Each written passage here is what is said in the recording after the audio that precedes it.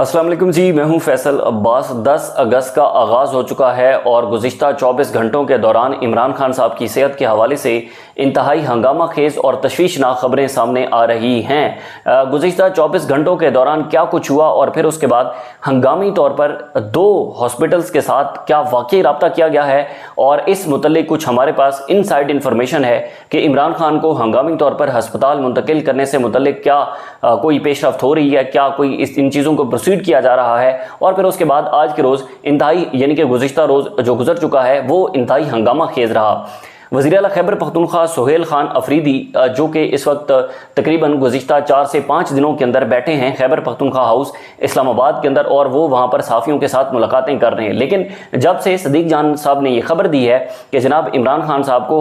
उनका जो blood pressure है वो हाई होने की वजह से अंडर ऑब्जर्वेशन रखा गया है, तो उसके बाद हम देख रहे हैं कि जनाब इंतहाई हंगामा खेज़ के जो इक़दाम हैं वो पाकिस्तान तहरीक-ए-इंसाफ उठा रही है। इसकी तफसीलात इस वीडियो के अंदर मैं आपके सामने रखूँगा, लेकिन उससे पहले गुजारिश है कि कमेंट्स में अपना फीडबैक ज़रूर दीजिएगा और हमारी वीडियो को शेयर ज़रूर कीजिएगा।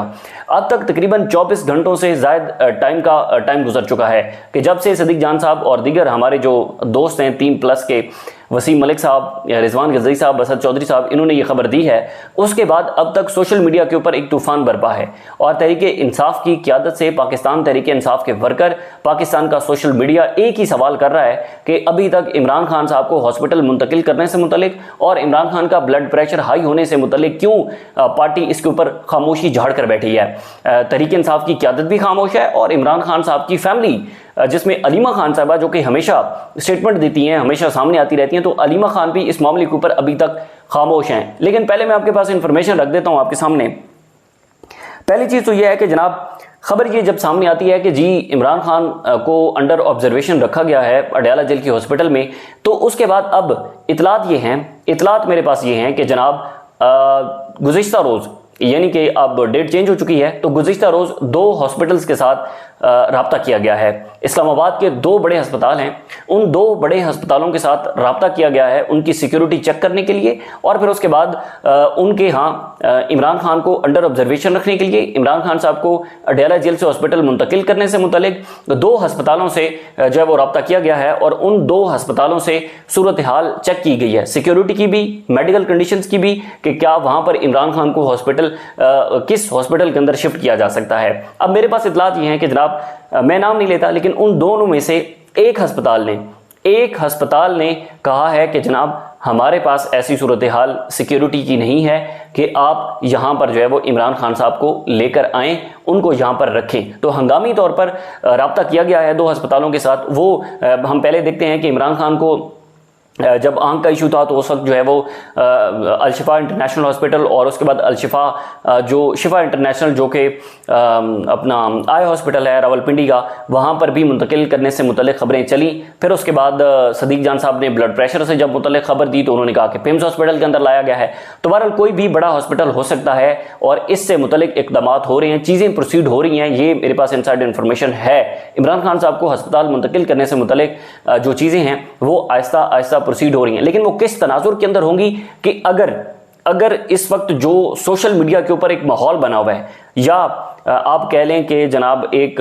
मोमेंटम बना हुआ है इमरान खान साहब की सेहत को लेकर, अगर उसको बरकरार रखा जाता है, एक चीज़। दूसरी चीज़ ये है कि अगर पाकिस्तान तहरीक-ए-इंसाफ की क़यादत इन चीज़ों को मैच्योरिटी के साथ डील करती है तो फिर पॉसिबिलिटी है, चांसेस हैं और मुमकिन तौर पर इमरान खान को हॉस्पिटल शिफ्ट किया जा सकता है। अब वो मैच्योरिटी क्या होगी? वो मैच्योरिटी इस सूरत के अंदर होगी कि जनाब तहरीक-ए-इंसाफ की क़यादत, तहरीक-ए-तहफ़्फ़ुज़ आईन पाकिस्तान और इमरान खान साहब की फैमिली, ये तीनों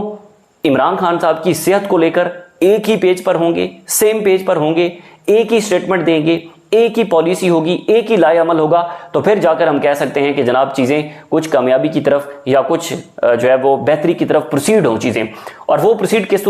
सूरत के अंदर होनी है कि इमरान खान को मुमकिन तौर पर अस्पताल जो है वो शिफ्ट किया जा सकता है, जैसा कि मैं आपको खबर दे चुका हूँ कि 2 अस्पतालों के साथ इसी हवाले से रब्ता भी किया गया है। अब सूरत हाल ये है कि एक बहुत बड़ा कम्युनिकेशन गैप है तहरीक-ए-इंसाफ और इमरान खान साहब की फैमिली के दरमियान और अलीमा खान साहबा ऐसे स्टेटमेंट नहीं दे देती कि जी इमरान खान साहब की सेहत बिल्कुल ठीक है और एजेंसीज ऐसी झूठी खबरें फैलाती हैं। लेकिन तहरीक इंसाफ का सोशल मीडिया, जिसके लिए एक लम्हा फिक्रिया है कि सदीक जान साहब ने जब से ये खबर दी है तब से उनकी ट्रोलिंग कर रहा है और उनके ऊपर एक इल्ज़ाम लगा रहा है कि मिलिट्री इस्टेब्लिशमेंट के कहने पर सदीक जान साहब ने ये खबर दी है।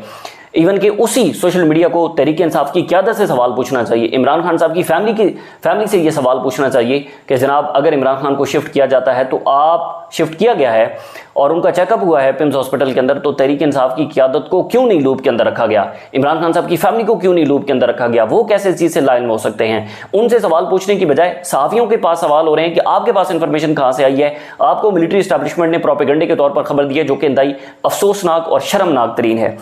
उसके बाद जी अब ये तो इमरान खान साहब की सेहत को लेकर चीज़ें जो प्रोसीड हो रही हैं। आज वज़ीर आला खैबर पख्तूनख्वा सुहेल खान अफरीदी हमारे लाहौर से दोस्त हैं कुछ सहाफ़ी, उनके साथ उन्होंने मुलाकातें की हैं और वहाँ पर उन्होंने कुछ अहम तरीन चीज़ें बताई हैं। पहली चीज़ तो ये कि जनाब हमारे पास एक ख़बर सामने आई थी कि जनाब सुहेल अफरीदी साहब ने कहा था कि मुझे कहा गया है कि जनाब अगर तुम इस्लामाबाद की तरफ लॉन्ग मार्च का ऐलान करोगे तो फिर जो है वो तुम्हारे लिए चीज़ें बेहतर नहीं होंगी, तो कि तुम 5 दिनों के अंदर तुम्हें नाअहल कर दिया जाएगा, तुम नाअहल हो सकते हो। तो उसके बाद सुहेल अफरीदी साहब से आज ये सवाल हुआ मीटिंग के दौरान, सहाफ़ियों ने ये सवाल पूछा कि जी आपको जो है वो नाअहल अगर कर दिया जाता है तो फिर उसके बाद की सूरत हाल क्या होगी, उसके बाद लॉन्ग मार्च को कौन डील करेगा, उसके बाद लॉन्ग मार्च को प्रोसीड कौन करेगा, या फिर लाए अमल का क्या करेंगे, आप तो वज़ीर आला रहेंगे नहीं। और फिर वहाँ पर सुहेल अफरीदी साहब ने कहा कि जी इस हवाले से हमने स्ट्रेटजी बना रखी है और उन्होंने कहा कि मैंने अपनी खुफिया वीडियोज़ रिकॉर्ड करवा के रख दी हैं, अपनी वीडियो रिकॉर्ड करवा के रख दी है और वो वीडियो बवक्त ज़रूरत जो है वो कौम के सामने रखी जाएगी, अवाम के सामने रखी जाएगी।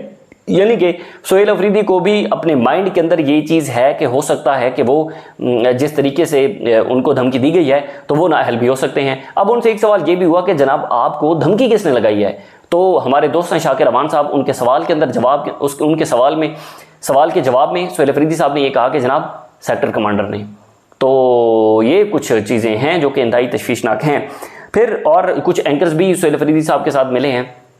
उन एंकर्स में से कुछ ने अपनी जो तहरीरी हैं वो लिखी हैं। इसमें जी अपना आसमा इकबाल साहिबा हैं, वो आज सुहेल अफरीदी साहब के साथ मिली हैं। उन्होंने अपने ट्विटर हैंडल पर लिखा है कि 27 सितंबर का मार्च इमरान खान तक रसाई के लिए नहीं रिहाई के लिए होगा, आखिरी स्टेज डी चौक होगा सुहेल अफरीदी। गुज़िश्ता रोज़ आपने सुना होगा कि शहजाद इकबाल साहब बहुत ही सीनियर और क्रेडिबल जर्नलिस्ट हैं, जियो न्यूज़ से एंकर हैं, और उन्होंने एक खबर दी थी कि जनाब उनकी जो सुहेल अफरीदी साहब के साथ मुलाकात हुई है उसमें सुहेल अफरीदी ने कहा है कि हमारा मकसद इमरान खान साहब तक रसाई का है, रिहाई का नहीं है। तो यहाँ पर सुहेल अफरीदी साहब ने आज इस सवाल का जवाब देते हुए कहा कि जी शहजाद इकबाल साहब सीनियर हैं, क्रेडिबल हैं, लेकिन शायद उनको समझने के अंदर गलती हुई है। इमरान खान साहब की रसाई, इमरान खान की रिहाई और भी बहुत कुछ इस हमारे लॉन्ग मार्च के अंदर शामिल है। यानी कि वो जो कल से खबरें चल रही थी कि जनाब अब सिर्फ जो है वो रसाई तक लॉन्ग मार्च किया जा रहा है, तो वो चीज़ नहीं है।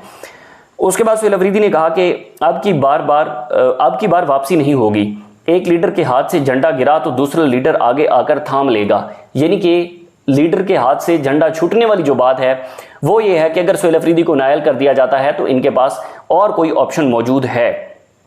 फिर कहते हैं कि जनाब लोग इतने होंगे कि ये गोली नहीं चला सकेंगे, अगर अलीमा खान साहिबा लॉन्ग मार्च को लीड करें तो इससे और कोई अच्छी बात नहीं होगी। और वो इमरान खान साहब की बहन है, लोगों के जज्बात हैं उनके साथ। फिर वो मज़ीद लिखती हैं कि मार्च की तारीख पर अलीमा खान नाराज़ हैं, उनसे बात हुई है, वो जल्द मान जाएंगी। कोट लखपत वालों से मेरी रोज़ बात होती है। बुशरा बीबी की फैमिली हमारा मैसेज इसलिए लेकर नहीं जाती कि कहीं उनकी मुलाकातें बंद ना हो जाएं। उन्होंने कहा कि शहबाज गिल समेत बाहर बैठे नाराज़ लोगों को जल्द मना लेंगे और ड्रोन के हवाले से कानून साजी विफाक ने करनी है। ये उन्होंने अपनी जो ट्वीट है आसमा इकबाल साहिबा उन्होंने लिखा है। उसके बाद भी कुछ हमारे दोस्त मिलते रहे हैं। अब इसमें